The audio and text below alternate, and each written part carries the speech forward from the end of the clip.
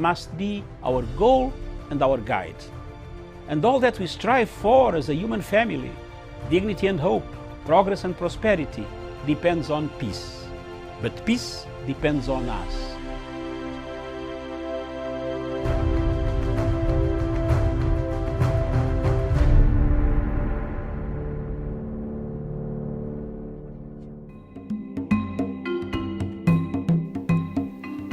I want to call upon the people of Amazonia today, wherever you are in the diaspora in Amazonia itself, that in a struggle you are bound to have divisions.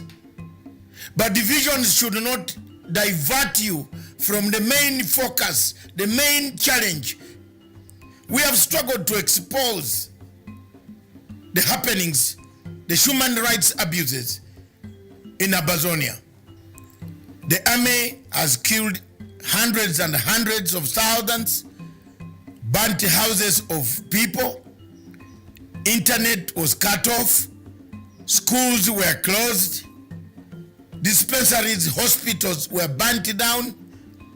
Amazonians should not be intimidated by Paul Robia.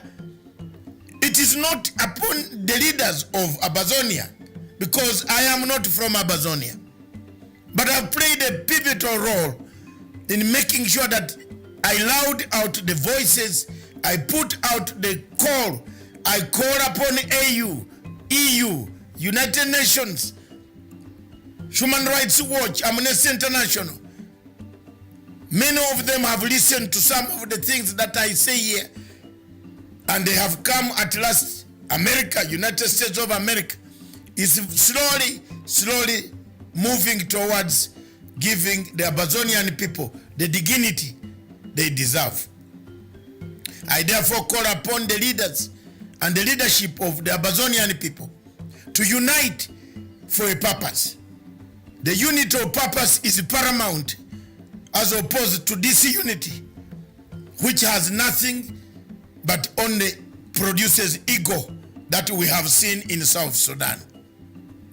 What has killed South Sudan is not because they don't have the money, the minerals, the resources. Is ego between Riek Machar and Salva Kiir. We would not like to see that ego come to the people of Amazonia, the leadership of Amazonia.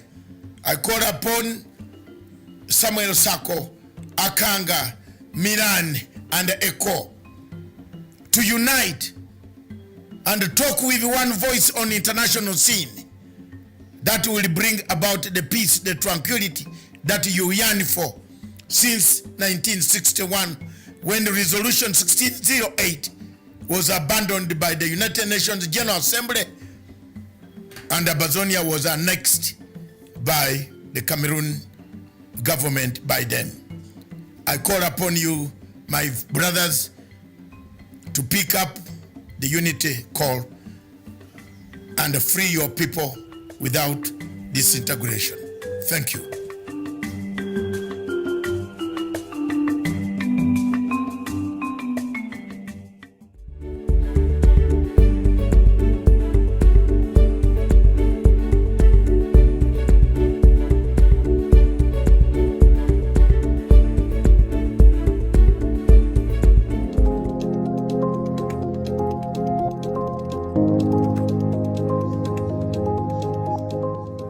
Diplomatic ties were established between our countries. That was respectively on the 17th and 18th December. And I believe that our meeting is going to give an additional impetus to strengthening our relationship. Of course, our priority is the development of trade and economic ties, as well as ensuring a stable increase in our trade. In 2018, we saw an increase in the indicators. It was an increase of 1.2%. I refer to our bilateral trade.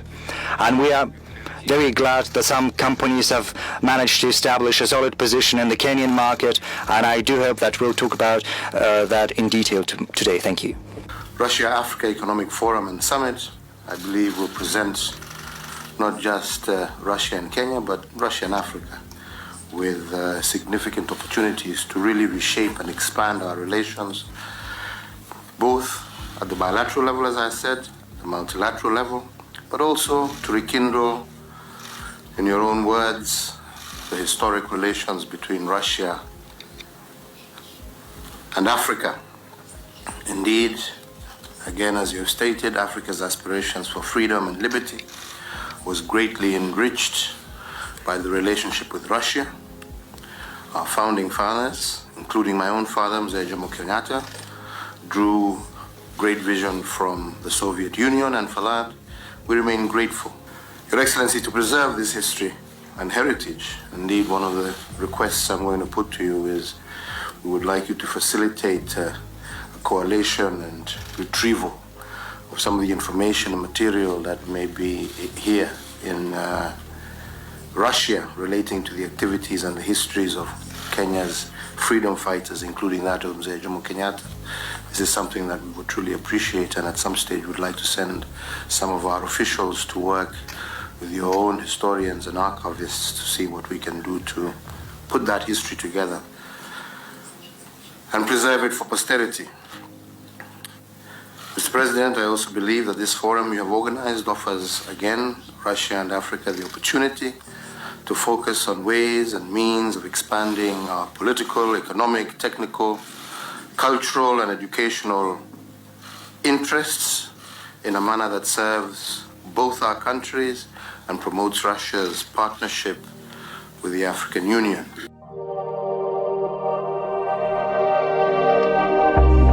First of all, let me thank you. I've prepared 2 papers which I believe will be circulated because they'll not be projected. But if you can see, first of all, I want to agree with the Honorable Minister. I've done 2 pictorials. One of them is described as Africa at the dinner table. And if you look at Africa at the dinner table, Africa is on a plate and it is meat. And the diners at the dinner table are France, the United Kingdom, the United States, the European Union, the Chinese, and progressively the Arabs. And my second picture is the African hotspots. It's not visible from there. But if you look at Africa today and you make a clean sweep with your mind, there are different conflicts of different intensity in Somalia, in northern Mauritania, in northern Mali, in Central African Republic, Democratic Republic of Congo, Guinea-Bissau, in the Cameroons, in South Sudan, and one can go on and on. And there is a sense in which Africa has always been alive to the question of interference. I will refer this audience, particularly those who are starting, to take time and read the 32 odd speeches that were made in the month of May 1963 by the then heads of states and government of independent African states, the 32 of them. And there are 2 speeches that I want to isolate for this presentation. One was by David Dacko of Central African Republic. And in thanking Emperor Haile Selassie and Kwame Nkrumah on that day, he said that we must never forget that the colonial power has not left us. We must recognize that he did not go willingly. And if we don't check them, they'll come back again.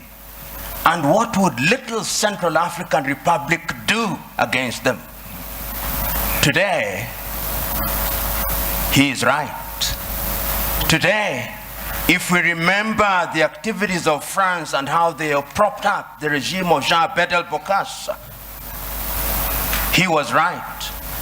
Today, as the Honorable Minister has indicated, Africa remains the only continent in the world that is referred to in these terms, Anglophone, to mean that we are a sphere of our erstwhile colonizers. About 2 weeks ago, there was a meeting of the Commonwealth in London, England. And a friend of mine who is an Anglophile sent me the photograph very gleefully, saying this is a meeting of 53 equal states. I told him, no. If it was so, why is it that the leadership of the Commonwealth is hereditary rather than rotational? In other words, in the minds of the British, her former colonies are still under her tutelage. And I want to submit to us that in the minds of what I'll call the conceptual West, they think they have a divine duty to instruct Africans what to do. True. And in the minds of many African leaders, they think that they have a divine duty to accept what they are told. That, in my view, is what the Honorable Minister was talking about, the mindset. And this is something that has been examined. We have seen France and its very pernicious presence in Africa. We know what they did in Burkina Faso against Thomas Sankara. We know what they did in Mali or the Sudan against Modibo Keita or against Sekou Touré in Guinea. Pernicious to the core. The Portuguese, we know what battles had to be fought in that area. And let me put this very bluntly. When the former leader of Portugal, Marcelo Caetano, was asked, why can you not allow the colonies to gain independence? This is what he said in substance. As I have examined world history over the years, the following have emerged. That the Caucasians have been responsible for monumental discoveries in the development of man. So have the Chinese, so have the Arabs. But the Africans have been responsible for nothing. They are only fit as hewers of wood and drawers of water. And I want to submit to you who are present here that in the conceptual West's unguarded moments, or guarded moments, that is what they think. And that is how they relate to Africa. So the whole idea that they will interfere is something that they think is their God-given duty. I said there were two speeches in 1963 that I wanted to refer to. I referred to David Dacko. The second one,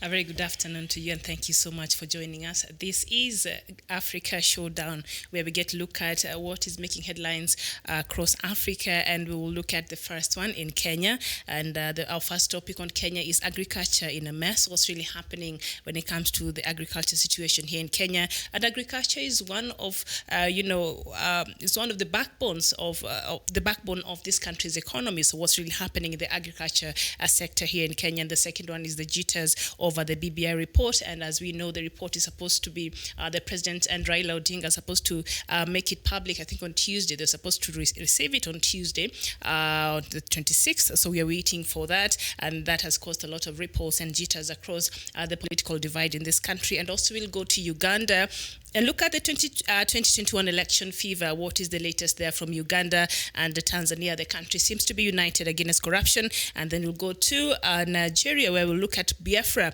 referendum and how that country is and haunted by the Biafra referendum. And then we'll end with Cameroon walking with the dead. So thank you so much. This is Africa Showdown, and with me and Dr. David Matsanga.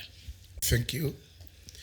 Thank you very much. With me is Miriam Ogutu. Thank you very much. We are sorry for the delay of the show, which is supposed to start at 2 p.m. But we have delayed for a few minutes, but we shall catch up on the way. As you know, we are partners with SBC,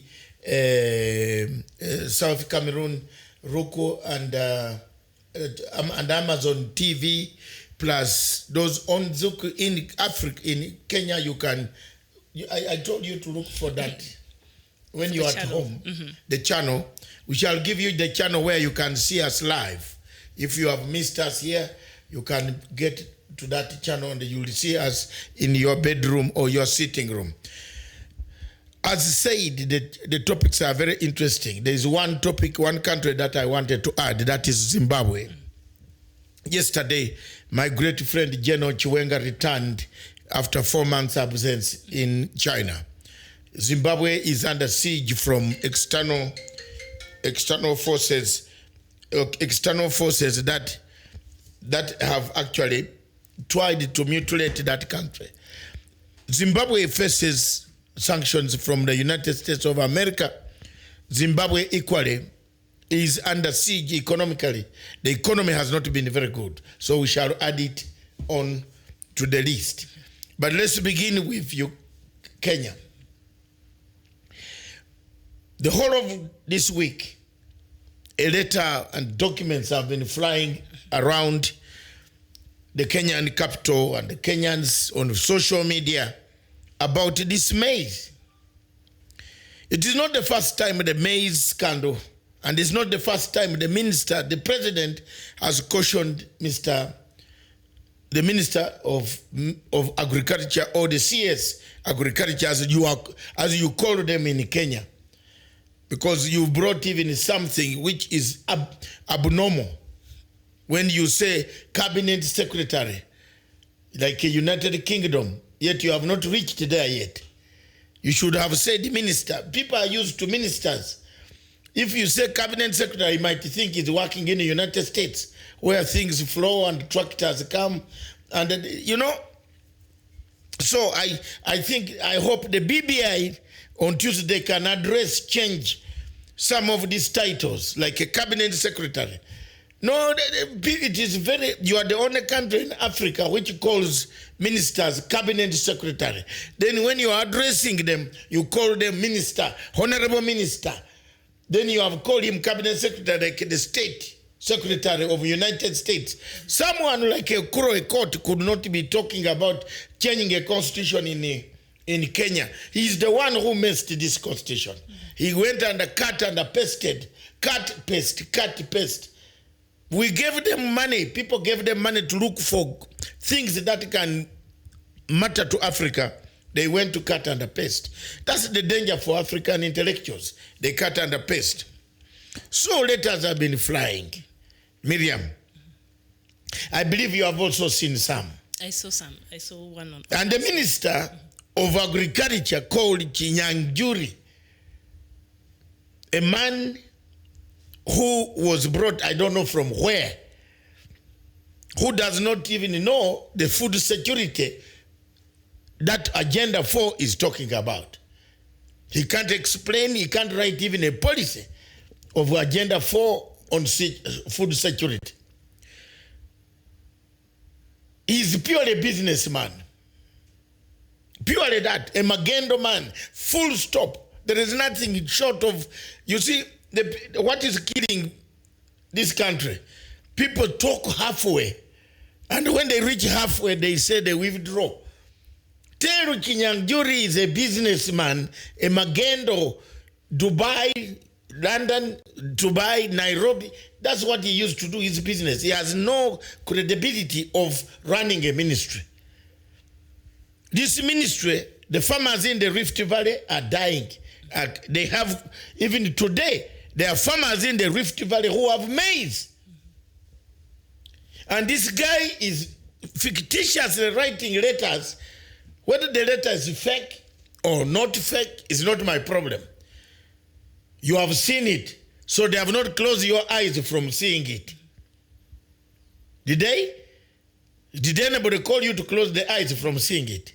It's there. So there is nothing one Kienjuri will do to us if we talk about the letter until he comes to say, come with official document of the Ministry of Foreign Affairs, Ministry of Agriculture, sit in front of international cameras and say the document A is not right. Document B is not right. Let me teach Mr. Kinyanjuri how to answer some of this media now. Trump is answering media with facts. But you also, a small CS in Kenya, you are also answering us with on your social media by pasting, catching the document that are circulating and inserting the word fake. But when you go to chase the companies are real. When you ask the Commission of Customs, he says no comment. So, what are you left with? That is what the Commission of Customs says. No comment.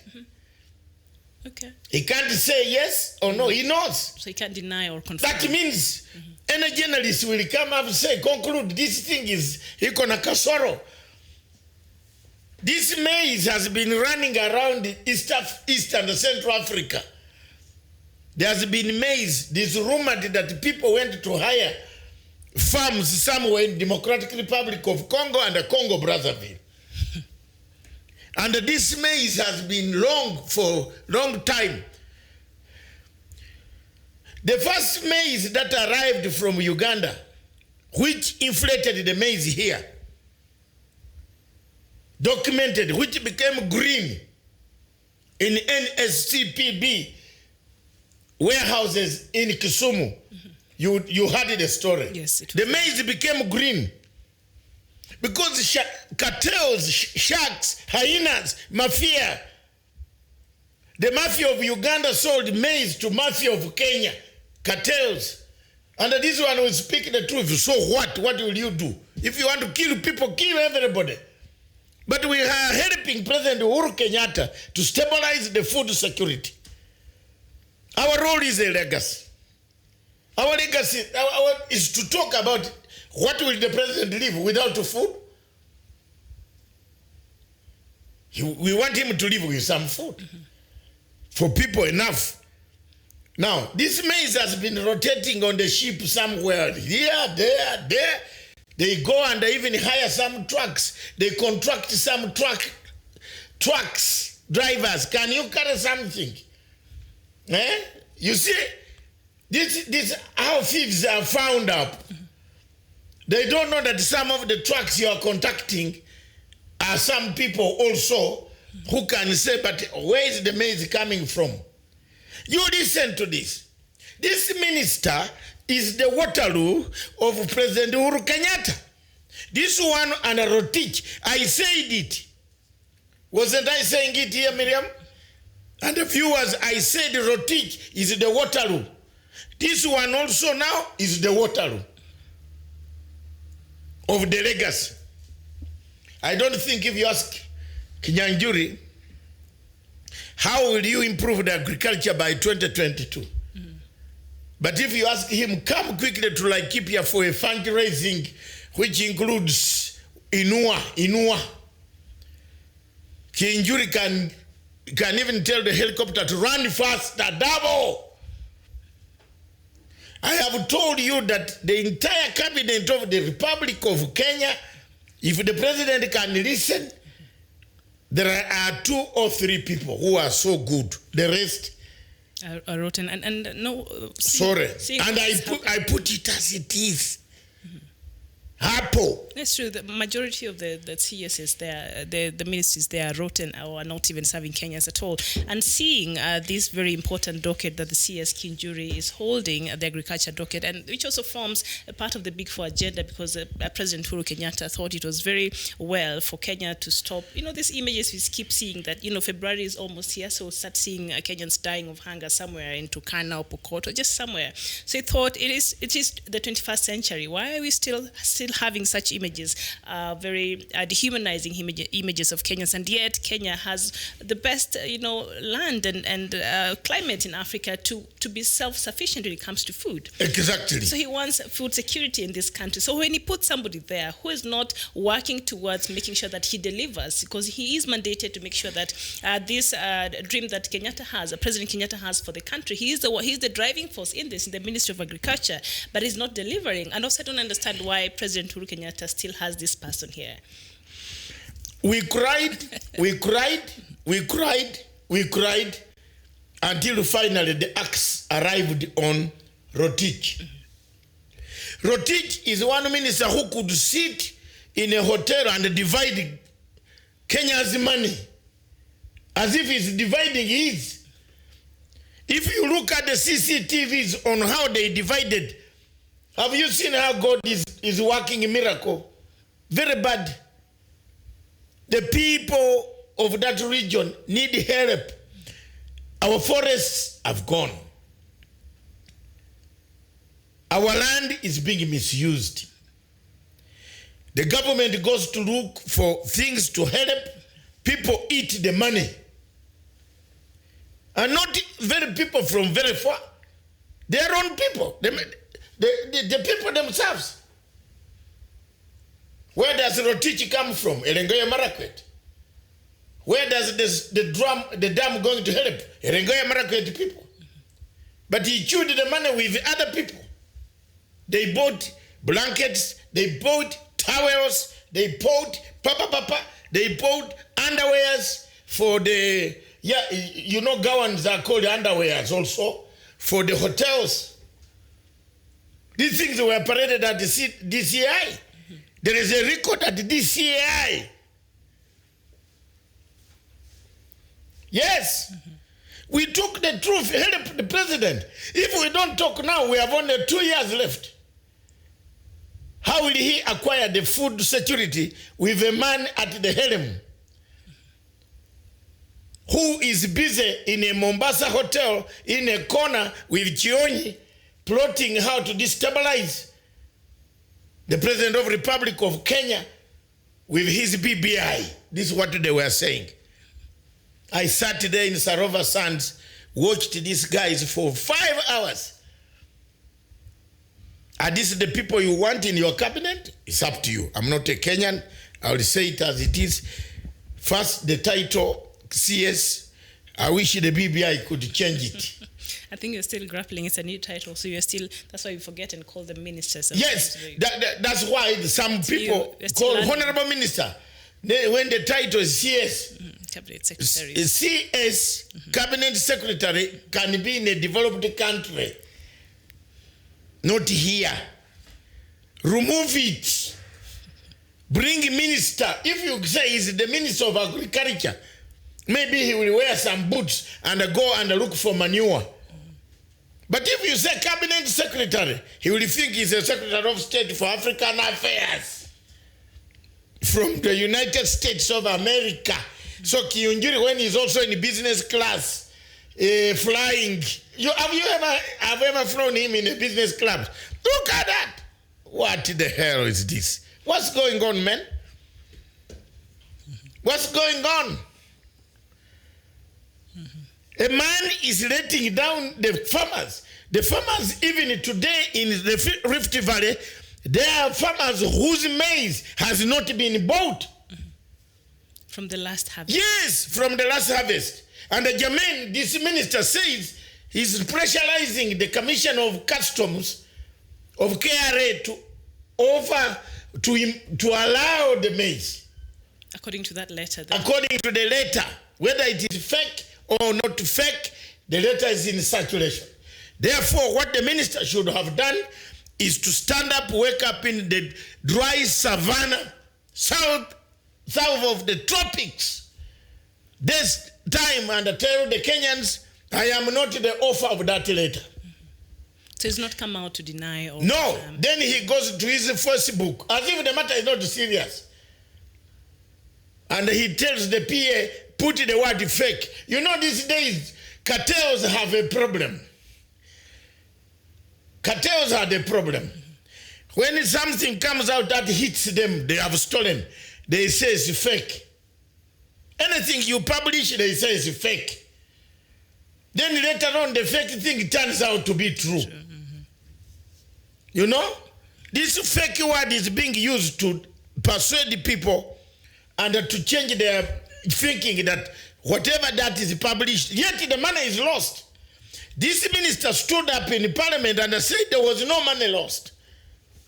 Later on, the same minister came, they said the money was lost.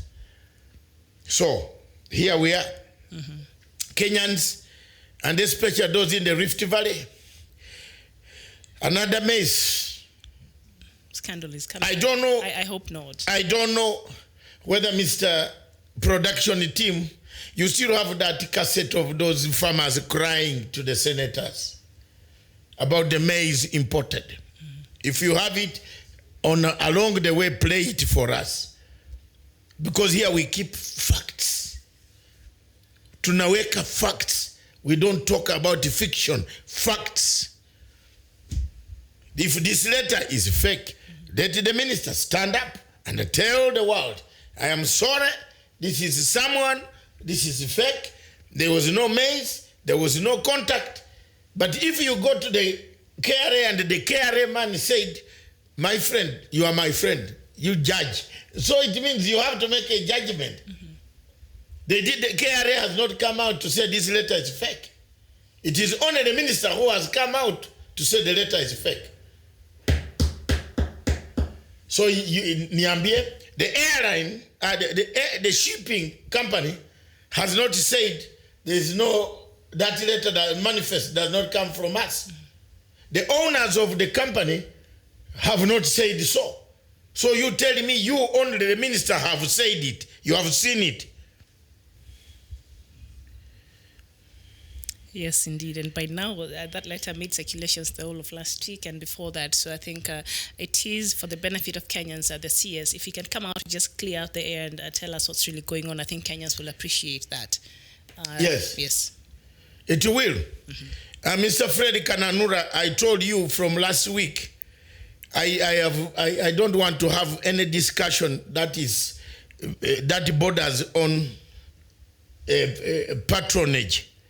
I am not on anybody's payroll, neither your friend Museveni's payroll, because I am never paid. I am beyond the age of being paid. I'm paid on the consultancy fees of the work that I can do if it is given to me. I am a Pan-African guy, and I speak my mind. I might preach every day. It can help. It is helping. When I shout about corruption, it helps. When I shout about the fever of elections in Uganda, Mr. Kananura, I am coming to Uganda next. And Miriam is an expert on Uganda. She's here. I am going to only fill in the gaps where she has gone wrong. Because for me, I know Uganda since... You're putting such a huge burden on my shoulders. No, but you said you'll be handling Uganda. I said I'd be looking for stories about Uganda. Yes. And they'll be discussing. So, I am a preacher, yes. I preach the truth. I tell the truth about corruption. The mafia in Uganda sold maize here. And the maize became green in the depot in Kisumu. We saw that happen. We saw it, Mr. Kananura, and you know the mafias in Uganda yourself. Maybe you are one of them under the disguise. They're the ones who sold yes. to the cartels here in Kenya the maize. Yes. Now royalty. And we know the train numbers, the airway bill numbers, they are here. We don't talk without the facts. So let's continue with our debate. President Uhuru Kenyatta wants to leave a legacy. But a legacy that looks like where a minister, every ministry is gone. Did you receive the cases of corruption? Photos of cases of corruption. Have you seen them somewhere? Since the start of this year. Yes. It's a lot. Have you seen the cases? If that is the case, I will do it. And I bring you the situation. Mr. Kananura, I'm ready. So you go ahead. But I'm not going to be involved in a debate. Let's discuss. Let it come to Uganda, then you can come in. Yes, because I've just given you a window. I could have blocked you. But I don't want us to block a good person who might have one or two ideas here. Okay? So we want us, don't distract us. The situation in the food security arrangement of Kenya needs a minister who knows exactly what is supposed to be done. I think Mr. Mwangi Kianjuri has lost it. So it is time.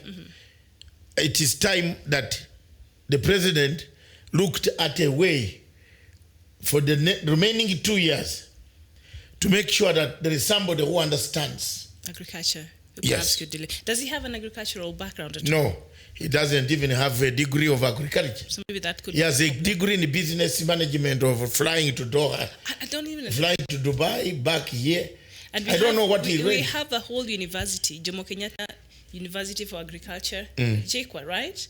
We have a whole university that is majors on this, and then we cannot get one graduate from there to offer them a job that Kenyans could actually benefit from that education that we're giving. So we need somebody that is qualified. Also, I think that is the problem, and being that he's naturally a politician, so I think that also must have messed up. So him is just leaning towards the political interest. He does not care much about this docket that was given that is very important to Kenyans. And that's why we did not want politicians in the CSS dockets. Yes. Yes. Thank you very much, viewers.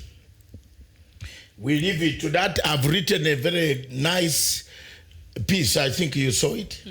Very good piece on this particular thing. It is doing very well.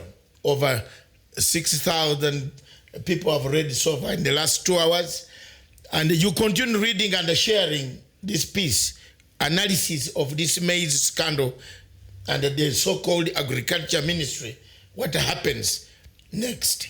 Maybe after the BBI, the president's second message would be to look at his ministries.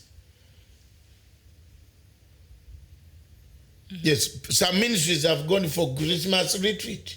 They went on at the beginning of the year. Christmas retreat, when the people have not even thought of how they will buy Christmas. They don't have even a strategy. There's a ministry, next year. You saw the pictures of the Minister of Foreign Affairs in a retreat. You haven't seen that? No. They are here in the website. I think Nani can bring them up, the production team. So that for the NDA parties and workshops and what? A retreat? Ministry of Foreign Affairs, I did not see that. Yeah, they are on a retreat. They went, and I hope there is white smoke on the UN Security Council seat. Yes, celebrations were in a hotel in is it Amboseli? Amboseli, yes. You know, I'm very bad at pronouncing names like M7. You know, we Ugandans have a problem of pronouncing names. Amboseli, this, you'll see people kid my president all the time, kidding him, say it's consequential. You saw that one, consequences. Uganda, but we are very good English writers. Because Makerere University educated most of you. Without all the teachers teaching in this country who are professors, most of them came from Makerere University. And therefore, we speak like Amboseli. Yeah, they were there. So the whole ministry. Oh, the whole of ministry. Yes, I hope we are celebrating, because recently we saw New York.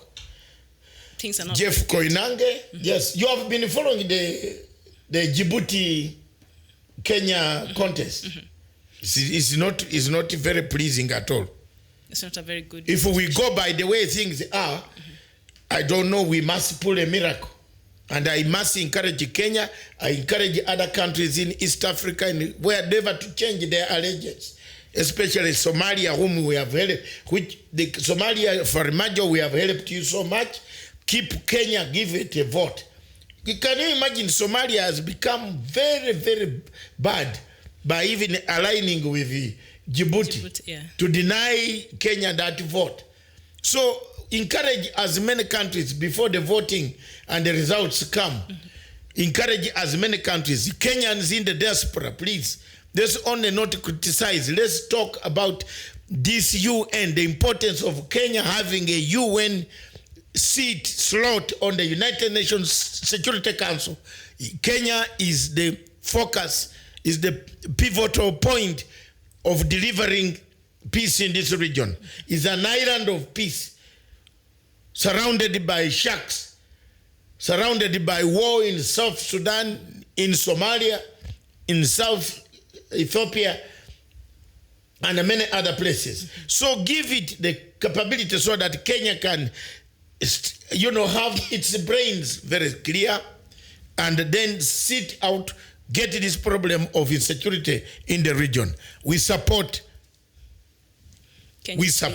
Kenya's bid, yes. Yes. I support. Yes. Yes. Everybody, let's do that worldwide. I support. Every Kenyan, every East African, wherever you are, every African, I support.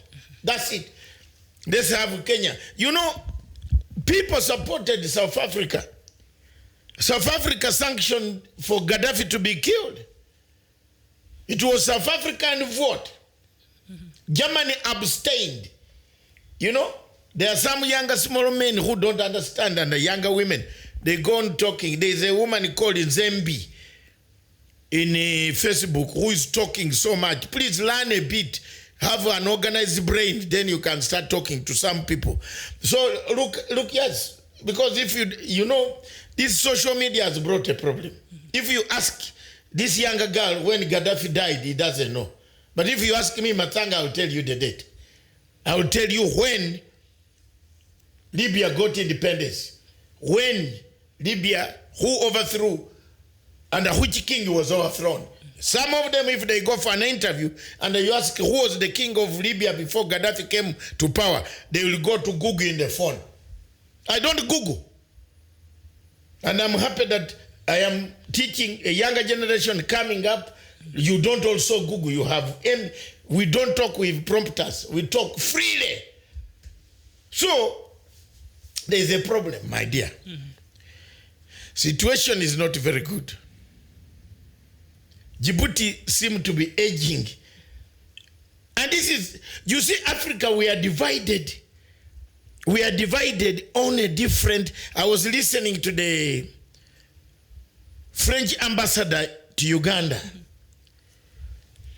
speaking about the relationship between Uganda and France and the new Africa. I just laughed. It must be very flowery. What did very flowery. The ambassador say? Keep it until we reach Uganda. All right. Because you see, the Musevenis don't know. When you see the ambassadors talking like that, you know they have already now finished the job of planting the regime change. It's gone. But let's come to that. It's Uganda after that. Because I'm sure Kananura wants to challenge me, and you will be the one to bring the facts. Then we can talk. So, the seriousness, the ministry must do something for the president. Let the president also look at what people. Yesterday I traveled in a supermarket. I went to see supermarkets. I was not pleased. You went to look at the supermarkets. Were you doing some research? Of course, I'm an investigator. Okay. Very serious investigator. Very, very serious international journalist of the Commonwealth. In 10 Downing Street, I have my card. I go and ask questions to the Prime Minister. They don't segregate me. The prices of food has gone up. It's gone up. What did you find out? Yes, there are no people buying. Because there's no money. Yes, there's no money. We shall talk about that. But the money is some of these cartels like Mr. Chiinjuri have caused the shortages of money. You can see where the money is. It's loaded somewhere. If you bought the maize of the people from the Rift Valley, they would have money. That is very true. BBI. A lot of jitters. BBI. A lot of jitters. Have we... You go ahead, ask me any question. So on Tuesday, the BBI report will be released to the public in a move that will signal the beginning of a new phase of political jostling. Already the political class is split. One side supports the report and the other side does not support the report. So far, Doctor, yesterday I was watching the news and I was listening to Deputy President William Ruto. And on one hand, he's saying, I support this, let's all support this, let's wait for it to read before we criticize. On the other hand, he really does not want this. The same speech. I was left so confused. In the same platform podium. You can imagine. Like, what is this person saying? I've been told not to speak much, so I'll keep quiet. But as a Kenyan and as an observer, I you was just now watching. For you, yes. It's like, okay, at one part of the news, he's supporting. Let's all wait for it to come out on Tuesday and then we can discuss it. On the other hand, we're not going to agree with whatever is inside there. So I was like, okay, now, Deputy President, you need to tell us where you stand. Stop this confusion. I got very confused from whatever you saying. Yes, thank you very much, Miriam. Have you ever heard of a saying that the rubber meets the road? It has, on this one. On Tuesday. Or it's about to. On Tuesday. Okay. Have you heard can I put it nicely? On Tuesday, the rubber meets the road. You are either with the president or you are not. That's it. That's his baby. And that's his baby. Either you are with him or you are not. Then if you are not with him, don't waste time. Resign. I've had calls. Not even. Don't know. I don't know. I don't know the constitution. People saying. I was reading on Twitter because people are also wondering the same. Like, you're part of the presidency, and you're not agreeing with what the president is saying, but you're part of the presidency, so you're out here confusing people. If you're very uncomfortable with what the president is doing and you're part of that, why are you still there? You should perhaps. That is what Kenyans were saying online on Twitter. I was watching that conversation yesterday. It is a hot debate. Maybe you should leave the office. The only person when I come in, the only one they fear when he comes in is Matanga. When I come in to tell them wisdom, words of wisdom, they say this. I'm telling you from the experience of what governance is and any government. I have been in every government since 1978. When we came back, we overthrew Rule, we put Rule, we removed the Rule, we put Binaisa, we removed Binaisa, we put the military commission, we removed it. With Museveni, we removed it, we brought Obote. Have you seen? Museveni went to the bush. This experience is here. You see? And note that we did then 75, our own soldiers, our own generals, Okero and Basilio, they came for us. In fact, when they were 60 miles away, they said, please, we love you so much. Some of you have been with us. Go away from the capital. Have you ever been told that type of message? Someone telling you, get out of the house. But in essence, they saved your lives. Indeed. Yes. Indeed. If you'd have stayed, you'd perhaps... Indeed. On radio calls, we are told to leave the capital because they were arriving. They were near Kampala. This is 27th of July, 10 o'clock. It started from 4 a.m. when the shooting started. 27th July, 1985. Saturday. I've never forgotten that sunshine. The good sunshine I used to see. We left with one pajama, one shoe, one vest, one trouser, one knicker. We arrived here. So the experience I've got. Then the men who also gave us notes, over, get out. They were also told over. 6 months later, they found us here in Kenya. were sleeping in Maganjo, Jiwapi, Ruburuburu, everywhere, even on the streets, in cardboard. I've ever slept in cardboard on the streets of Nairobi with a watchman because I could not afford 250 shillings rent. It's a story, another story for another day. So, look, the people who overthrew us were overthrown. So when I talk about governance, I've seen a lot. Some of the things are very, very disturbing. I can't tell you here. But Tuesday is a D-Day. It's the date with fate. If the rubber meets the road, either you are with the president or you are not with the president, because he's declaring the thing that he thinks is right for the country. Now discuss it. But this double, I thought I was the only one who was seeing badly. We were watching the news with my brother. One mouth was discussing. We were all confused. Yes. What is you don't know what you want to say. Because people, and I've told you, hey, guess what? This PBI is coming, but there is Mr. Okoro. He's planning to. He has now brought a refined one. And guess who is paying him? George Soros. You know? Again, that he has brought another one. So yesterday he wrote on Twitter, I told him, Okro, why don't you use that money to marry more women? You know, he's an expert of marrying several women. I tell him all the time, concubines. Use that money to marry more.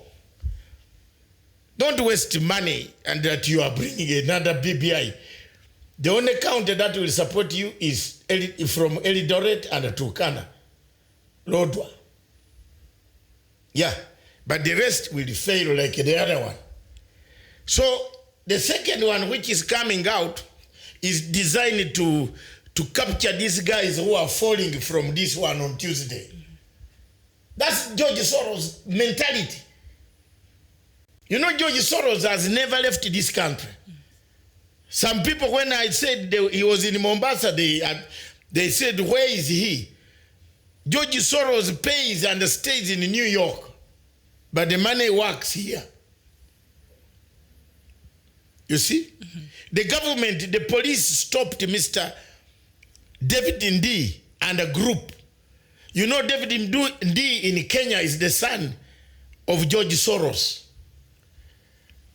The son is George Soros that paid his scholarship. So he's a son. If someone has paid a scholarship for you to study in Oxford, can you abuse him, insult him? And I challenged some officials in the ministry, in the government, who were paid scholarships. If they say, "Ngwa," I print them. You see, that's a good thing with David. Trust him. I think by now you trust me on some information. Yeah. They say, I will bring the date the scholarship was given and the documents. And I put it in public because by now there will be no house behind the closed door negotiation. Public. Then you can see why George Soros is finding a soft spot in Kenya. So we wait for Tuesday, as you say. Tuesday, yes. Jitters. But for me, I want to make my stand very clear on this. And I wish this BBI addresses one thing.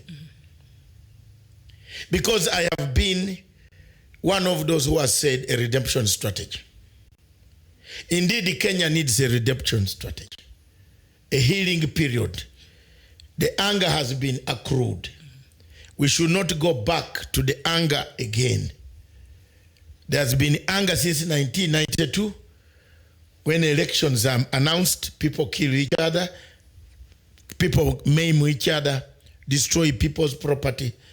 Please, I just beg that this anger does not flow.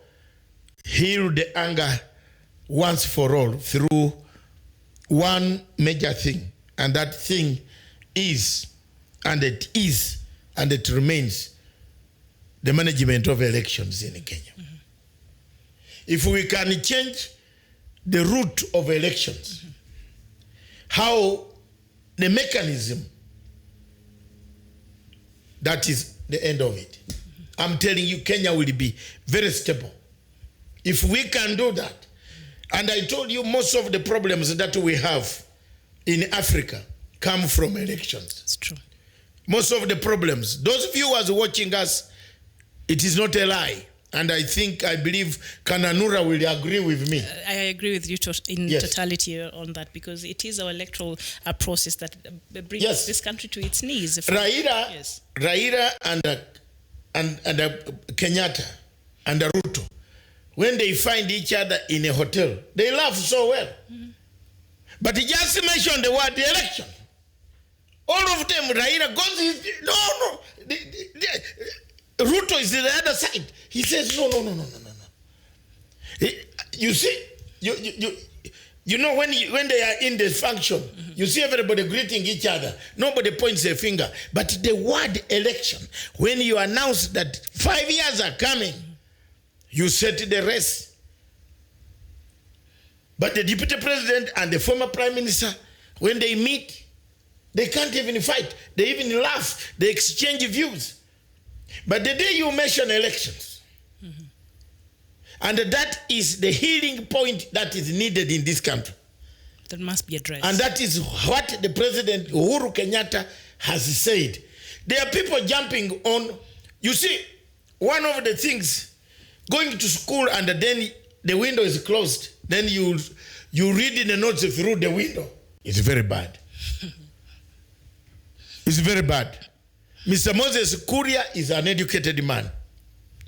But the way he reads the notes, he brings in things that can cause more confusion than solutions. He has already written his own dossier. And that this is what the people's BBI. He's written his own version of the BBI. And it is already circulating, causing discomfort. I've not seen it. What are some of the content? Oh, the content is 1 man, 1 vote, sijui what. That's okay. 1 shilling for the service. That's okay. That, in fact, that is what people want. Because after all, money cannot be given to a desert.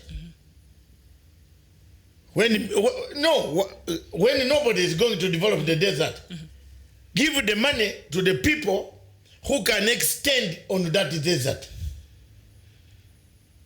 Have you seen? One of the sticking points in this BBI, which if it comes, is going to be around there.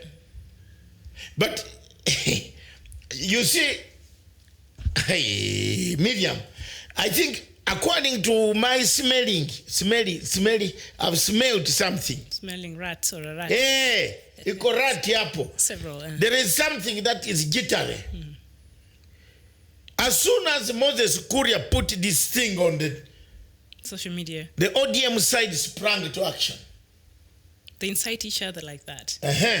No, they answered back.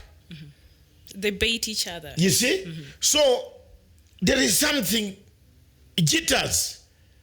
And Moses, please, is my brother. I don't know when I will educate this younger man to listen.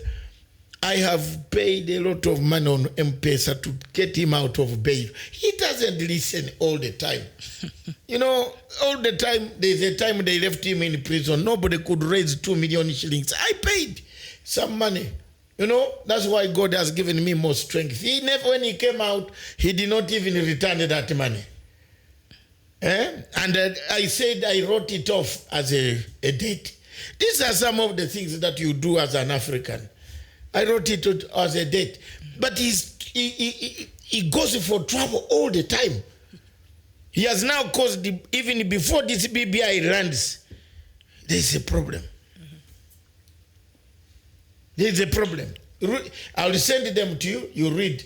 You'll see he has about 20 points that summarizes all this problem of it creates even to me, if there is no election, the healing of violence during elections How shall we heal it? Because it looks like a healing comes from electoral commission. Most places in Africa, the electoral commissions confuse. They're so tainted. Yes. Yes, and they don't seem to be doing their job properly. I think that also has been the core of the rot and the problems we've been seeing that mar our elections every time we are having elections in different countries in Africa. So that just like you said, I'm also hoping that that is one of the things that has been addressed in the BBI. Otherwise, if that is not addressed, then the whole thing will be useless. Don't you think so? If they don't address our electoral process and bring us something that is an alternative that can actually is comprehensive, and Kenyans will not be feeling as, okay, fine, I've lost, so I don't feel like I'm part of this government, or I don't feel represented. Something that is a process that will be comprehensive, regardless of who has won or who has lost, but still you'll feel part of the country and part of, you'll be served, So if that is not addressed in that report, then everything else, I don't think Kenyans would even want to care what will really happen. Yes. Thank you very much. Your friend Jack has arrived. He has never even brought a cup of coffee. It's true. But Miriam, let me say this. Whichever way it goes, I am with President Uhuru Kenyatta. I will stand by His Excellency the President up to the end. Whether in Kenya, outside Kenya, in mass, if there is mass, I don't know how far it is from here. Venice, Indian Ocean, on those islands, I will stand with His Excellency, the President of Republic of Kenya, as a friend, not as an employee. There's a very big difference. He doesn't employ me, but he's a friend. I will stand by him. Whichever way it goes, there is one thing that I want to attribute to this. I'm very happy, and you'll see me dressed up in a very nice suit on Tuesday. We will have a wonderful show on Tuesday. What time is the report? No, I will try to see where it is being, but I will be in a nice suit. You're trying to tell me you're not going to be here? No, I will. I will be in a very, very expensive suit. That I have kept for this function. From France or from where? No, I don't deal, my suits don't come from France. All right. My suits come from Germany. Well, Italy has, I think, some of the best men's German, suits. my suits fit me. The ones that fit me and the shirts that fit me are from Germany. All right, good. Yes, good. And I will be in a very nice suit on Tuesday. And for those who will be seeing me in the suit for the first time, that suit, it means I'm washing off. I've done my best. The redemption strategy has come. Because for 10 years I've been singing. You had me in 2009. If you trace back that first clip with Jeff Koinange on Capital Talk, when he asked me, what is the problem with Kenya? I said, the problem with Kenya is a redemption strategy. You keep on piling anger. You know, anger has accrued like rent arrears. Rent arrears. We have a lot of anger. From 1992, people have been accruing anger. You go to a nightclub, you are in a lift going up to a nightclub to dance. And somebody steps on you. He doesn't say, I'm sorry. He goes on as if nothing has happened. And even the behavior of people, if you are in a restaurant or a nightclub and you pour beer on somebody's shirt, have you seen the way he looks at you? So if you were outside, the eyes show that, where? You see? Where? There is that thing where? That thing used to be in Uganda. Very seriously in Uganda. Where the Southerners used to hate the Northerners. And it brought us to the very precipice of disaster. Where Konyi and others and all those formats had to take us arms to defend themselves from the bad behavior of we Bantu people from the south. Because we used to call them dugu dugu, dugu dugu, to the black, these black guys. This thing here created a problem in my own country. So that anger which is here on Tuesday is the day to throw it. That's why I'm saying the rubber meets the road. Wajaji woman, if you are with the president, kaa hapo. If you are not with him, don't tell us story. Because the president said, read this thing properly. But if you are now going to persuade the people before the thing aligns, and yet you are opinion leader in the country, I thought I was the only one confused yesterday. All right, so. But I was more concerned with the beauty that was seated in the podium. Oh, I spotted a really nice cape that I normally see when they're going for the horse races. Remember the, I saw a lady that, a very beautiful hat. Madame Waiguru. Waruguru? It was really yeah, beautiful. I saw, yeah. Normally I see it on, the royals when they're getting married or when they're going for the horse races. That one brought me problems, so I won't say anything. All right, so let's just move then. And I won't say anything about it. Yeah. There is something today. Someone posted something to me.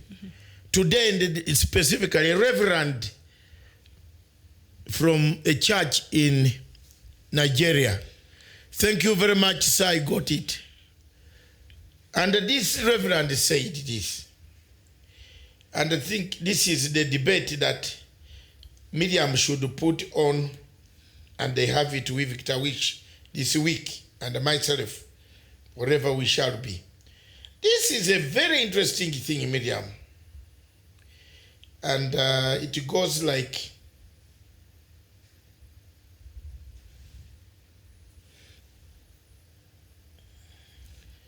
let me see, it is very important that we talk about this. There it is. There it is. A pastor from a church in Nigeria sent me this. That while he was preaching this morning, someone brought a DNA machine to our church today. He said, imagine.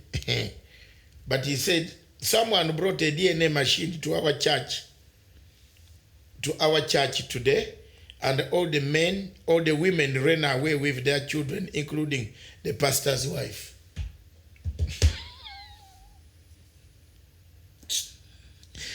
Excuse me. No, what do you think? Well, first of all, what's your when you read something like that from a pastor? Was that a joke or? It's not, no. It happened in Nigeria. Today? I think yesterday they had a prayer. Okay. And they said in our church, someone mentioned that he was going to bring a DNA test. The kids. For the kids. The test. That immediately he looked in the audience, he did not see the people there. Okay. The women, all of them are taking their children. What is the implication? I don't know, because I really don't understand the background of the story. I think perhaps, I don't know if that is a joke or what. So I can't really comment on something that I don't fully have the story. Miriam, you are an African lady. I don't know. I need to know the whole story. Then I can talk when I'm fully involved. I'll tell you the whole story of Doctor. Yes. Do you know there is a problem in this country? Here now or not only here. Okay. There is a problem because I'll talk about here. There are ladies in this country who have 4 fathers for their children. You have 4 fathers for the children? Yes. I don't know how that works. You only have 1 father. No. for the child. The mother has 4. Oh, that's unique. I've never heard of. Yeah. The mother has 2 or 3 children, fathers for the children. I swear in the name of God. Biological. And the government should start on this. They should. Anybody can. Hey. Father number 1 pays the mortgage. Father number 2 pays the school fees. Father number 3. Now, the case is not in court. Such cases don't go to court. Do you know why? Because they fear DNA. So who fears DNA, the men or the women? The women. And then they instill fear in you. But why can't the men go there and insist? No, look. This is... a man can go there and insist, I want a DNA for Miriam, there is a blackmail ring here. A very huge blackmail ring going on in this country. Not just in this, I think it's everywhere. Yeah. Someone says this man is paying the mortgage, that one is paying the car, Mercedes, Range Rover, whatever. Another one is servicing my parents. But the woman herself in her heart knows who gave the pregnancy. Okay, that's a new phenomenon. And then I've not come they across. They siphon money. They siphon money from men here. This thing is happening.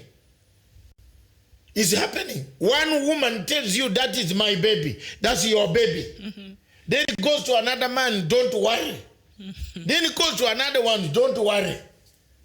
I think those men who get caught up in such a web of lies and deceit, I think I blame them. You have a right to go to court and demand for, if you're doubting if this is your child or not, you have a right. In this country, you're allowed. You can go and have and settle that matter. So if you're dragged into this mud all year, and let me tell you, then that's it. You have yourself to blame for the people. Miriam, when it comes to you telling them that, okay, let's go for DNA, they don't appear. No, you don't. You just go to court, and if you take them to court. The court issues an order ordering for a DNA test to be done. If they don't, then that will be contempt in court. Then the court will handle the contempt.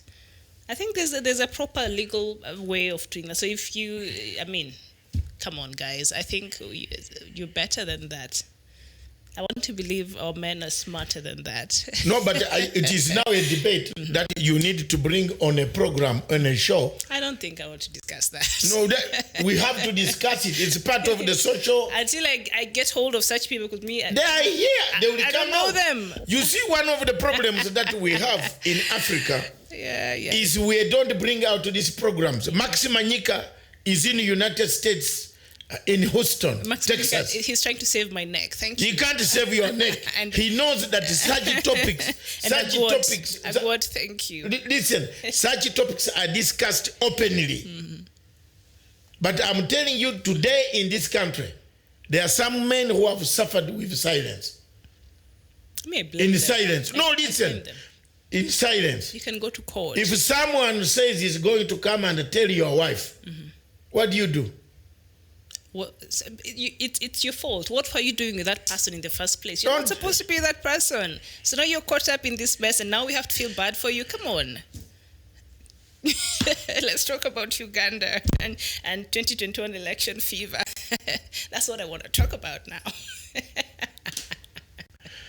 Thank you very much. I think the viewers have seen how Miriam is dodging the question.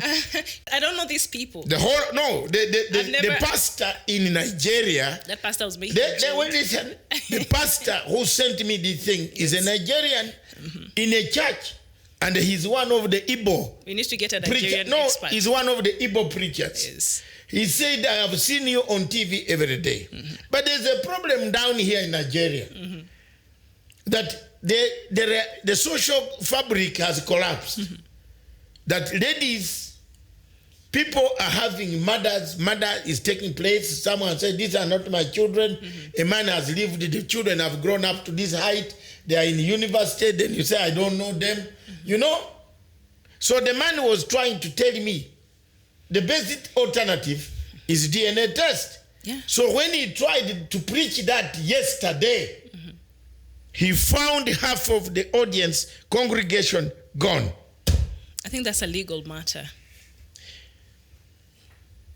A spiritual solution cannot be found in such a matter. I think that's a legal matter. If you feel that you're raising a child that is not yours, and apparently a lot of men are doing that, I'm not disputing. There has been statistics that show that men are raising children who are not theirs. But if in your heart you're feeling you have a doubt, you have a right to ask for a DNA. If she refuses, go to court. He'll be... Manyika, why are you worried?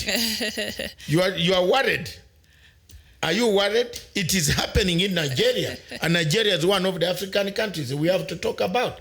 And that is exactly what it is. But the truth remains, there is something going on like that. Okay. I did not expect to be talking about that this afternoon, but that was a good breather. John Clark, well, I have my 8 children, and they are well known. So I have no dispute at all. So I answer that. They are grown up, and they have also produced 9 grandchildren. The 10th one is on the way, dropping anytime. Good. That's very wonderful update. Now, and the Maxima Nyika now agrees it's happening everywhere, even it is worse in Zimbabwe. There has been proof that a lot of men are raising children that are not theirs. That is out there. But if you feel in your heart you're seeing this child is not yours and you're having a problem with it, I think... And it is causing murders. I think you... No, it is causing a lot of... Instead of those now to curb those violence and murders, just go to court or ask for a DNA test. If she does not agree, just go to court. The court will order her to agree to that. And then you can settle that. That is a legal matter. Which court order? Who obeys the court? It happens. Here, are they court orders obeyed here? I know Nigeria, they don't obey court orders. But they might obey that one. The probation officers, do they follow up the court order?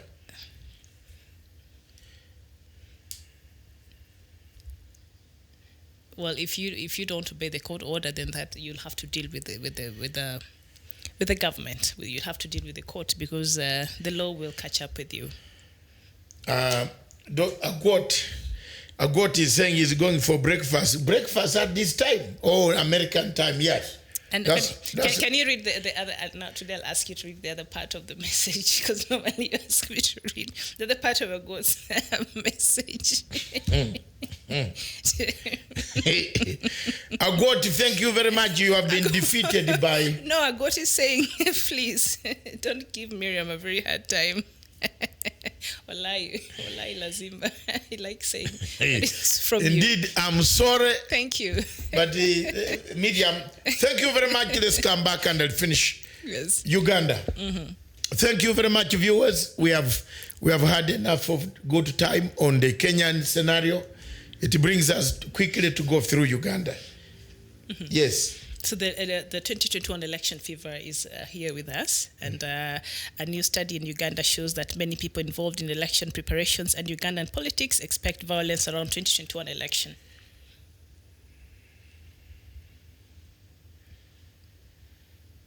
Yes, it will, because I feel it for Uganda. Because I'm not a party to it, and I'll never be a party to that type of elections until there is leveled ground, which I feel might not come today, it might not come tomorrow. This election is already mad. This election is already gerrymandered.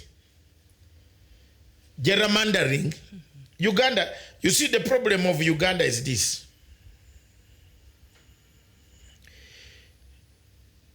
The problem of Uganda elections is they are not stolen on the day. They are gerrymandered. Like now, the laws governing electoral process have not been enacted.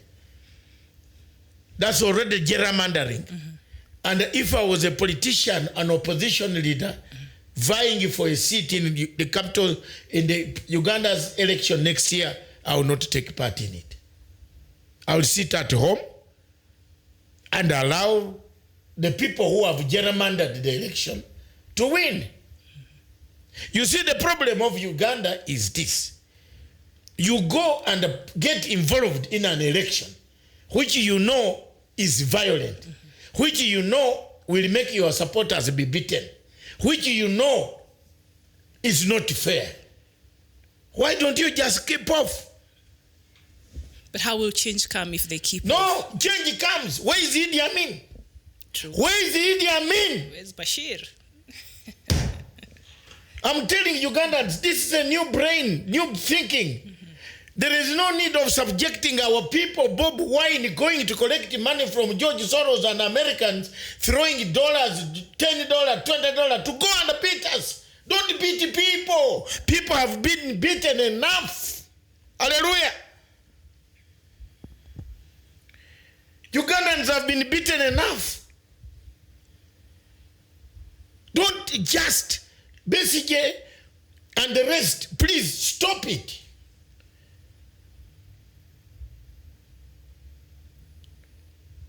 You get my point? That's the new movement coming. Get out of the elections. You see, there is another way of making situations better. If you are insulting me and I'm not insulting you, will there be a fight? No.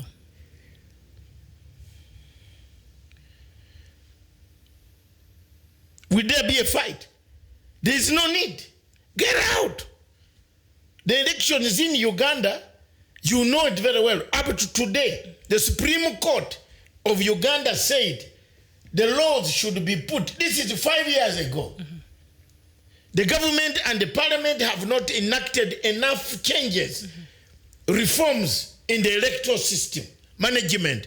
We are heading for another disaster. Why do you take part in a disaster? A train is going to collapse on the bridge across. Near there, if you want to cross it, will fall. Why do you go there? Just allow the train to go. I wish people played my role. That's what I've done. If you didn't know my secret, you now know. I don't want to take part. If you come to me and tell me about Uganda, I walk away. I don't want to know. Because there is nothing that I want to get there. Unless if I get involved in it, I'm not going for sanctions to go there. I'm not doing anything. But I'm only saying, I don't want to brutalize people more. So for Bob Wine to go and collect some dollars, I saw people changering money somewhere there in Boston where, you know, this little change cannot bring us, cannot transform, cannot fight an election in our country, which is going to be more disastrous for the local people who love you. You know, not that Bob Wine has no support. He has good support. He has good support. But what will its support do? It will help us to be cut, to limbs to be cut, injuries. If this is now happening, that the moment Bob Wine drives in Kampala City, which is listen, it is a fundamental human right. I hear they now even have a police station near his home. Yeah. So he has a government protection 24 hours. He's very safe. He's the safest. You see the problem I have? The moment the BSG decides to drive to go outside the Kampala, the whole country is tensed. So what I'm trying to say to my fellow Ugandans, those who listen to me, and that you know, guess what? I have millions, especially those in northern, I swear northern Uganda, I'm the darling. And don't underrate me. Some people underrate me. In northern Uganda, I'm the darling.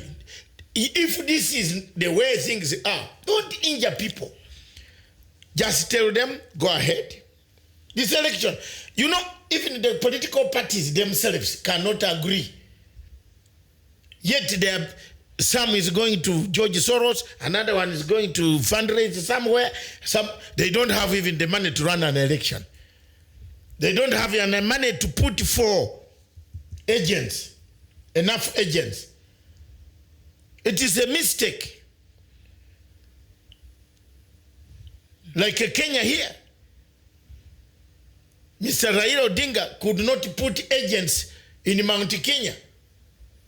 So if you have not put agents in Mount Kenya, or haven't you left your vote vulnerable? The same way Jubilee also could not put it, but I think it was a security So, matter. no, a security matter. The same way, Jubilee yes, could not have agents in that other side of the country. Yes. Yeah. The other Jubilee could not put agents in Siaya. You go there and wearing Kenyatta's hat in Siaya, in Bondo. Yeah. They will tear you, then eat you. True. So if that is the type of election, and I'm sorry, my fellow Ugandans, I have fought for this for a long time, but I'm not a party. So I'm going to address it from an international perspective. In London, in everywhere, in Russia. Watch my lips. You're going to Sochi. Yes. I'm going to address it to tell people unless there is something that someone is chasing. But to chase an election which is already gerrymandered, gerrymandering of an election leads to violence. So why do you chase it?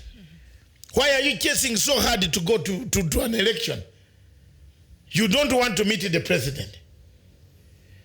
You don't want to meet Museveni. So how are you going to run an election?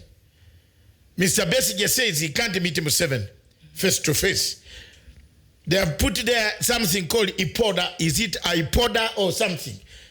That one like for all political parties to air their views. That meeting hasn't taken place. Whenever it takes place, Besigye absconds. Because perhaps wait. Now. Why do you go in an election when you have absconded the main areas? Because perhaps the meeting is just a formality, really. To not then leave it. leave it. So, Doctor, do you have you seen my point? My point here is leave it. Leave it for him. Leave it. Leave it for him. If God does not see you to see the change, God will see some others to see the change. Is Idi Amin here? Leave it. Wachana. Don't make people be killed for nothing. Jamen, don't make people. That Bobo Wine is what? Bobo Wine is making many people injured, being beaten everywhere. Their parts are being cut. People are in the same houses. You don't want us to talk? That Bobi Wine is seeking election. Where will he win an election when he sings in Uganda only? Where? He's singing in one language. Can one language win him an election? You are just torturing Ugandans. Leave it. That's my view. It's not the view of Besigye, who has a personal grudge to grind. You know, Besigye is covering Gandas, but there's a personal grudge apple, which they should sort. If they need a mediator, I'm ready.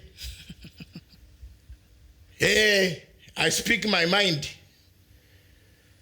I'm ready to mediate. So theirs is very personal. It's personal. Besigye and the president. Yes, both of them were in the bush. I don't know what happened. Mugisha Muntu was in the bush. He became a commander. Commandeered to slaughter northerners.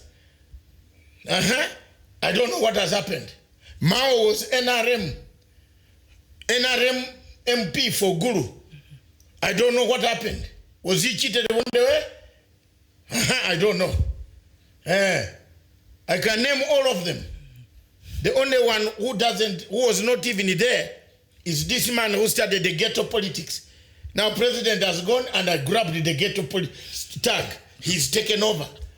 He lives in a ghetto surrounded by by ghetto and the shacks, and he lives in a 5-story building.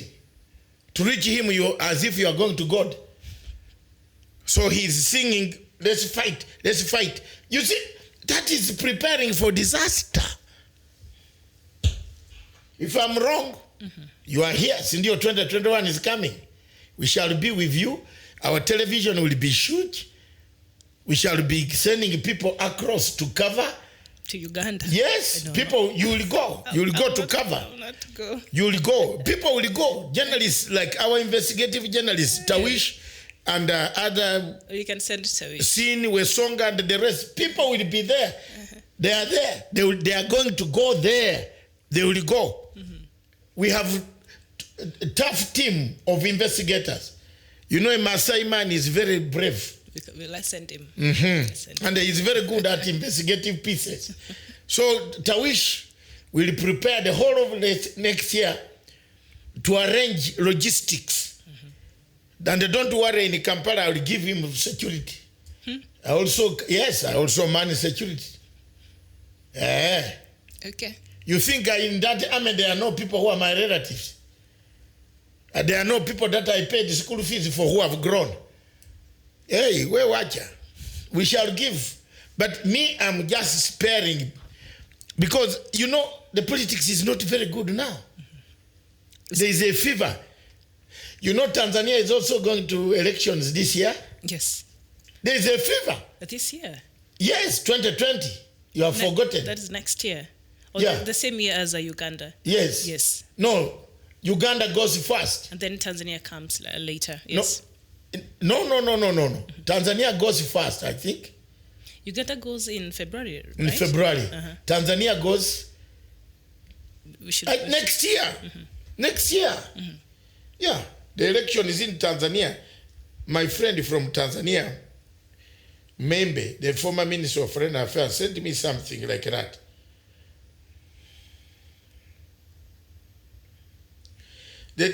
So, the whole essence, why things are like as they are, let me tell you, my sister.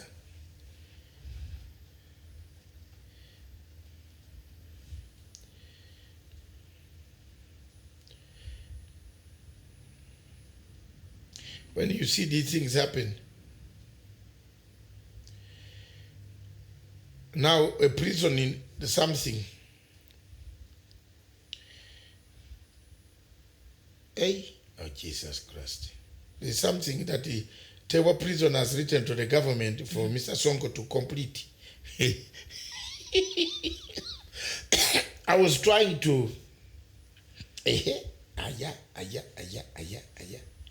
what the hell is this going on? We didn't know this was there, but no, Tanzania, I think next year. Yes. Tanzania next year, Jeff sent me something like that. Jeff sent me something today. AU prepares for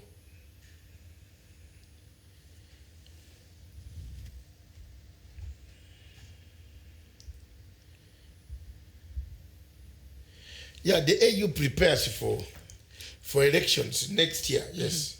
All eyes are on AU observer missions as Burundi, Tanzania prepare for elections of 2020. I'm right. And I saw Burundi. Burundi, Tanzania, and the Central African Republic. So Tanzania is also, Magufuli is facing an election. Is he not leaving, or he's? No, it's the second term. He's going for the second. Yes. He came in. That's why, in fact, it formed the question next to Tanzania: how Tanzanians have united to fight corruption, as compared to our place where we still have over 126 cases, 137 cases of major corruption. If you add the money, then you can know why the supermarkets are empty. If you add the mega scandal, billions and billions and billions that could pay Kenya's debts quickly, and solve one of the problems Kenya has. The cases are backlogged in Maraga's office. And the Maraga also has gone slow. You remember he only shouted once. Now, until the money he sees, he asked what is that woman, Madame Amadi? Send the Kwisha or Ibado Iko. If the Amadi said the account is dry, Maraga will call press conference. Money is finished. But Maraga cannot win a case, cannot do what, no sentence. Anybody? There you are. So we talk about Tanzania now. So the Uganda thing, yes, you picked what I want to say. Exactly. If the election is reforms, up today, there are no electoral reforms as directed by the Supreme Court. Then why do you say you're a leader of opposition going to collect money abroad from these Americans and they go and take this little money to maim more people? You have seen the way the Uganda police handle people, even women. You saw the way they handled one woman.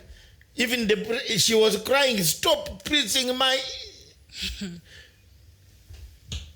It's the thing, that's where we are. Otherwise, for me, I give a credit where it is. Kananura is not there. I don't know why Miriam is laughing. Is there anybody there making you laugh? No. What is it then? Well, let's just conclude that without electoral reforms, anybody that is going to be part of these elections, you already know the outcome of the election, even as some of our viewers here have shared. So, but should they abscond from participating from this election and leave President Museveni to go for these elections by himself? Will that send him a message? Will that make him change, or what will that do to President Museveni? Should everybody leave the field for change him? It to go where? Or he'll just be happy? No, to change it to go where? Make him change it go where? He's a Ugandan. Will it make him change his mind about Miriam, these things? Museveni is a Ugandan. You are saying to change it to go where? Will that make him change his mind? Should if you have agreed, no, if you have agreed refuse to be part of that election, if you have agreed to take part in the election, so you're legitimizing this, yes, you legitimize the election. Yeah, that's it. That's already faulty. So don't create reasons after you have been cheated in the market, and you know you'll be cheated, and you did not complain in the market. This is the time the Ugandan opposition should not go to the market to buy tomatoes. And then when they're about to fry food, one said the tomato is not feeling well. It's rotten. It's rotten. Smells, reeks of bad smell. And then you can't do anything about it. Goods once bought cannot be returned. Yes. Ugandans. There is no refund. There's no refund. Once you have gone into this election and legitimize the electoral process, you have no refund from people. Because by participating, you're legitimizing the electoral process. That's already... Up to today, the electoral reforms in Uganda have not been done by the Supreme Court ruling of 2016. Then you want to tell an ordinary Ugandan that I'm going into this election. Then go and do what? The president is gonna... Museveni will win this election by midday. You are here, I'm telling you. And you know most of this problem, when you tell my fellow opposition leader, they start insulting me. And they say, oh, that man has changed him. Yes, you change. Even Jesus, by the time he arrived in Jerusalem, he had changed. I'm not the only one who changes. Jesus also changed to enter Jerusalem. He entered on a horse, on a donkey. Why didn't he go on foot as he was walking from Capernaum? He walked from Capernaum healing people with masses, but reached Jericho and said, go ye ahead and get me a donkey that has never gone out. And when they ask you who's asking for this donkey, say the master has sent me here. Amen. Amen. Yes, Pastor. I'm about to catch a Holy Ghost, but Yes, it's there. And so what do you think? see, They should change tact. another thing that this brings me to our topic number one. President Uhuru Kenyatta should remember what Jesus did. There is nowhere in the Bible where Jesus entered the temple of his father with anybody. Nowhere. We are told he got a horse, a donkey, and he got a whip. When you go to Jerusalem, those whips are kept. So, Mr. President, get a whip and a whip Kiyunjuri. Mwizi atoke. You don't waste Kenyans' time. People are very angry when you mention the name Mwangi Kiyunguri. People are annoyed. There is nobody on the Facebook who is with him. People are hungry and angry. Angry, yes. It's a dangerous lot. When a man is coming, is just telling his PA to paste fake. Yet the documents other officers are giving say, Matanga, this is not fake. This is true. This is the real letter. Now I'm waiting for Kiyunguri to accuse anybody. Then we bring the real original letters. By the way, they have been taken away from you without you knowing. So go and find out. So look, get the donkey, arrive after Tuesday. Sweep these guys out. 2 years, the president can run these ministries with PS and a good PS, not thieves. He will run them. You don't need let the people go to court. You say no, because the president has a power to appoint, but he can refuse to appoint also. He has been given the figure, the number to 21. He can only appoint 6. Hello? If our president Uhuru Kenyatta owned the 6 cabinet ministers, in fact, they will work efficiently. The law says you can appoint up to 21, but it doesn't give you the minimum. Does it? No. Is there the minimum? No. If I were the president, appoint 6 people you know are going to help you now. You have 2 years and 4 months. The other 4 months of the other day will be wasted in haranguing, beating Mr. Wolf, taking off T-shirts, which the president does not want to stop. For an efficient, which the president wants to stop, sorry. For an efficient 2.5 years left, the president can appoint a slender cabinet, an active economic war cabinet that can bring back sanity to the nation and run after Tuesday. Mimi namsema ukweli. Wacha waniambie ni mimi Muganda, wacha nikuwe namna hiyo. Asante. If he does that, hit some people out. Tell them, friends, we are friends, but we are sorry. Things are not. We have to serve Kenyans. We are not just friends for the sake of it, but we're here because he was hoping they would help him serve Kenyans. There is no. It is now the president himself and the cross. I swear there is nobody going to be crucified. After Jerusalem, the Pharisees said, the scribes, you remember? The hypocrites said this man came, even drove us from what the emperor, we sell our merchandise. We sell our merchandise in the church. The temple of God told us we can only get money when we sell it in the temple.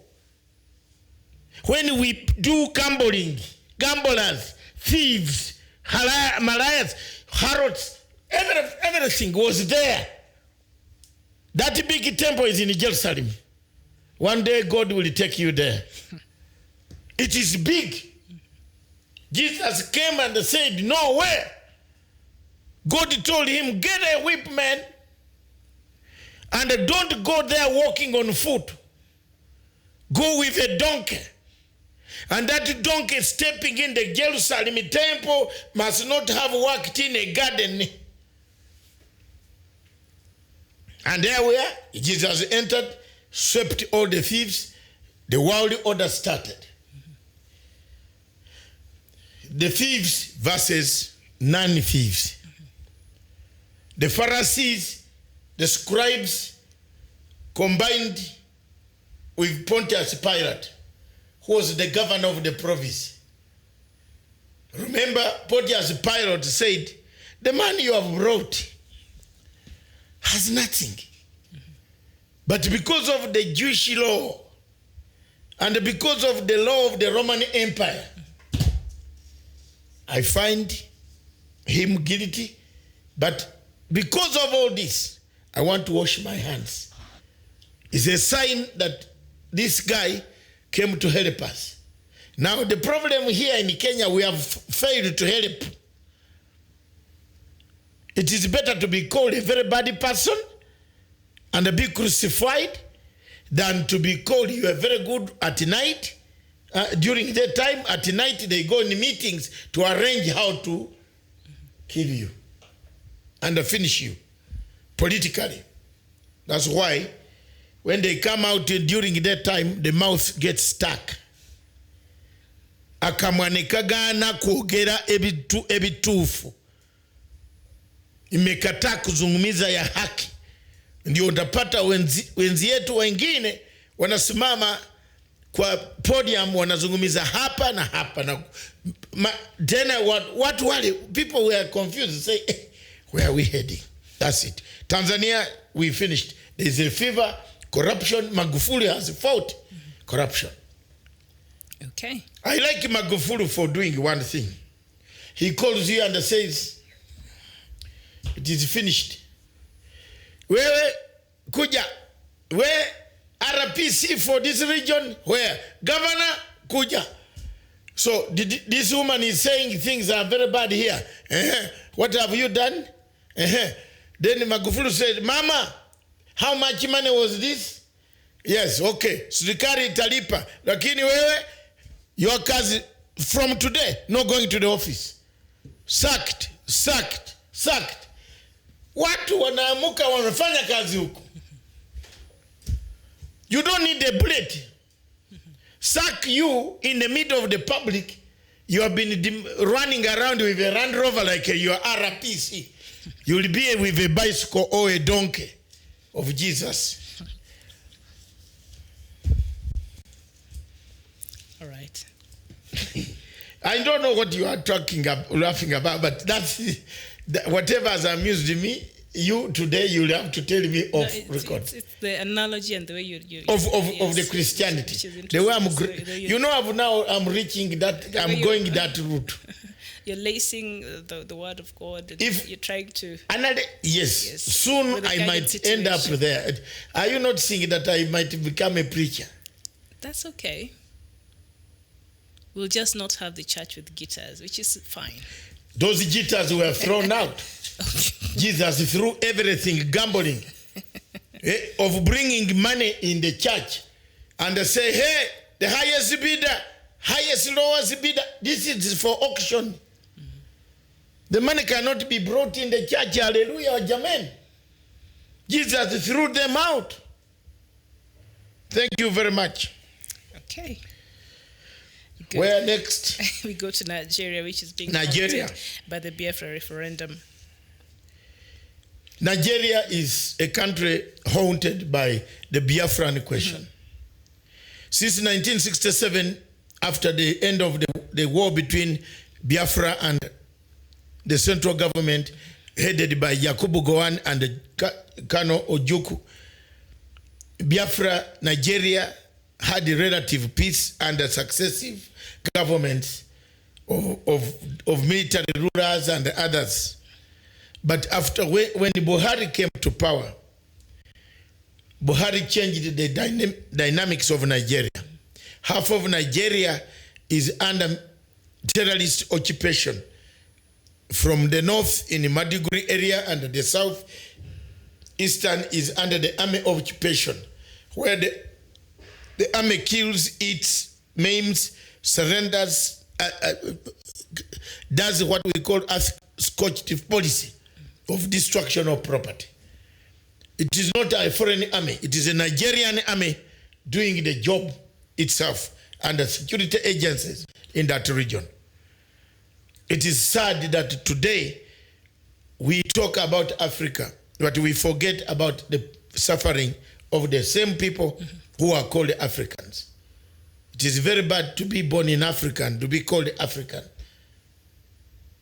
Some people are regretting. Because if you see the type of atrocities that are committed against the Igbo people, you would not eat your food. It's very sad. Small children, younger youths are rolled on Land Rovers, tied their tucks and the legs, rolled their heads to peel off, to die. And then they are sent in shallow graves, shot at point blank. That's what Nigeria is going through today. Nigeria is a state, there's a state of apprehension, a state of violence instigated. There is what we call Fenoni Fanzi Fiore being used on the south, on the Biafrans today. It's only violence and the violence and the violence alone. And once violence is instilled in the people's mind, you rule them. Wow. That is the Fenoni Fanzi. Who used it? The wretched. If you read the book, The Wretched of the Earth, I think anybody who has read it will agree with me. Several of these leaders who come to power, Museveni used it in the Luelo Triangle. He's in power for 35 years now. You use the violence, the Fenoni Fanzi Fiore, that was being taught in Dar es Salaam University. Because it was Dar es Salaam University was looked at as a communist-oriented, socialist-oriented campus, yes, where most of them went, like President Museveni. So he specialized on, his thesis was on Fenoni Fanzi. You know, people don't know why I ran away very fast. Because this is someone who has specialized in a thesis of violence. You think every day he doesn't see these clips. He sees them. When I'm asking for this money, which he ordered people to pay me and they didn't pay me. And he sits with them every day. He sits with Rugunda. But he can't pay me my money. Then other people stupidly here telling me, oh, why don't you go to Uganda? You go what? If the guy cannot pay you the money and he has clobbered it, he eats it. If I was a Munyankole, that money would have been paid. If I was a Kananura, where is he? When I told him bring it on, he went off. I would have been paid. By now I would be very much. My money, which I worked for, not that it was not going to be paid by the EU and the Riek Machar and the Salva Kiir. They were going to pay. The EU woman had a check. This guy said, don't pay Matanga, we shall pay him as a government. Because he's a Ugandan, he has done a job that he's using, showing patriotism. Where is it now? 10 years, 11 years now. I gave up. And that is the Fenoni Fanzi Fiore. A man who has written a thesis on Fenoni Fanzi, I have it in my house. His thesis. It's dangerous, I will bring it for you. He wrote on the Fenoni Fanzi Fiore that it is only violence. So people who are shouting today, hey, this younger man like a Bob, that I will challenge you, the president. This is a guy who studied that subject. He passed the exam on the subject, isn't it? So try him. Try him. So the same case that is happening to Nigeria. Biafrans, and the leader of the indigenous people of Biafra, Mazi Nnamdi Kanu, has issued a new condition to the Nigerian government before he can have a dialogue over the agitation for Biafra. Kanu, in a statement signed by the IPOB's Media and Publicity Secretary, Mr. Emma Powerful, said that he was ready said he was ready if the federal government will consider a referendum or self-determination for the Biafran people. And he said, should this take place, then it should not happen in Nigeria. It should happen at a neutral venue. But because he remembers the invasion by the Nigerian army in his home in 2017 when he fled from Nigeria. So he said, yeah, we can talk, but we can only talk about the referendum because that is the only thing. But also we have to, not in Nigeria, but somewhere else where, it's a bit neutral because he also fears for his life. But he's ready to talk about the referendum, Mr. Kanu. And, of course, Biafrans have insisted that is the only way out. Yeah. I can't add less or more. I can't. It is done. That's it. This discussion can only be on the referendum. You wanted the referendum? Give us the referendum, self-determination. Because Buhari has spoiled all avenues of engagement. Yeah. Brutalized these younger men. They are being beaten. They are being rolled, killed, shot at point blank.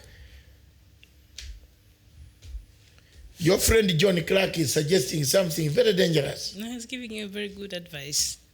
Maybe you should take it. John Clark. He's saying, Doctor, you should hire debt collectors to get your money from the cons who have your money. Because a lot of people seem to be having your money around this continent. So he's saying perhaps you need people who are serious, money collectors, debt collectors, to go and get you some of this monies back. Miriam, you are laughing. Thank you. Serious. That's how he's putting it. But I don't know which debt collector will send to President Museveni. We could send his friend, President Uhuru Kenyatta. I don't know who can even go and face President Museveni, but thank you so much for that. Ifembi, thank you for watching us. And I think Asmara, thank you. Asmar, thank you. Philemon Tom Dawood, I see you've been engaging with us so much this afternoon, and I think it's evening now. Thank you so much, Simon Deng. Thank you, Udo, and the rest of you. We've had very Moses Godwin. Continue watching us. You're watching us from Switzerland. Thank you so much for tuning in. So do we look at Cameroon and just walking with the dead? What is happening in Cameroon? And very interesting, the United States of America has urged Cameroon authorities to organize a true dialogue to seek real solutions to the escalating Anglophone crisis. Exactly. A true dialogue, not the one that happened end of September. That is exactly what I said here. There was no dialogue there. Mm-hmm. There was no dialogue in Cameroon. Mm-hmm. That was just a goat-eating ceremony where Paul Biya called people on table and read them a riot. He has imprisoned their leader. The leaders are in jail. Then you call for what can it be? How can true dialogue be when the leaders upon which they are doing dialogue are in jail? Paul Biya, that's why I said a walking dead. He's walking while he's dead already. I saw him fall and I felt so sorry for him. Yeah. He's 89 years old. It's time for him to retire. And he's stuck on the fury of ruling Cameroon in one state. Yet Cameroon has never been one state. I think even the Francophone Cameroon are tired of this man, I would believe. 89 years old. 37 years he celebrated. That's Africa for you, Miriam. Mm-hmm. We can't say anything more than that. True democracy, true dialogue can only be obtained once the leaders of Cameroon are freed. They're freed from prison. Mm-hmm. That is the only time the dialogue will be meaningful. Whatever happened the end of September, that was just a very poor public relations stand that I think even backfired, because a lot of people who were supposed to be attending this dialogue did not even come there, and so the Anglophones are not even represented. So essentially, Mr. Paul Biya was having a conversation by himself, by his, other the government officials there. So do we thank our viewers now? Thank you. Not to the viewers, we said Zimbabwe. Oh, yeah, Zimbabwe. General Chiwenga returned yesterday. I want to take this opportunity to thank Zimbabweans and the entire world, friends of General Chiwenga, especially myself. Welcome back, sir, and I hope God will catch your hand and heal permanently so that you are okay. He was out of the country for some 4 to 5 months. Treatment, yes. On treatment. Mm-hmm. And the doctors are satisfied that he can now return. Mm-hmm. But Zimbabwe faces quite a huge task. It is surrounded by Open Society Foundation, George Soros people funding a change. Second, the United States of America, using targeted sanctions, has isolated a number of people from Zimbabwe and a number of industries and institutions that deal with the economic situation of Zimbabwe. Zimbabwe cannot sell its diamonds, to the international community, and yet America wants those diamonds, but they block the ones in Zimbabwe. So what they want is a collapsed institution of presidency. So there you are, Zimbabwe brought in new notes. I think the only thing last thing that I can say about Zimbabwe today is you need a command economy system. Let the government buy the goods, let the government buy the items, the essential goods. Export regulations become stringent. If you want to export flowers or any other mineral out of Zimbabwe, you must return with goods of essential nature, medicines in the hospital, textbooks, infrastructure, manufacturing, oil, fuel, that will bring up that economy. Without that command structure, the Adam Smith textbooks will not work. Thank you. All right, thank you so much. I don't think I'll add anything to that. Well put, and thank you. This station, therefore, is for Africa with Africa by Africa. Ciao.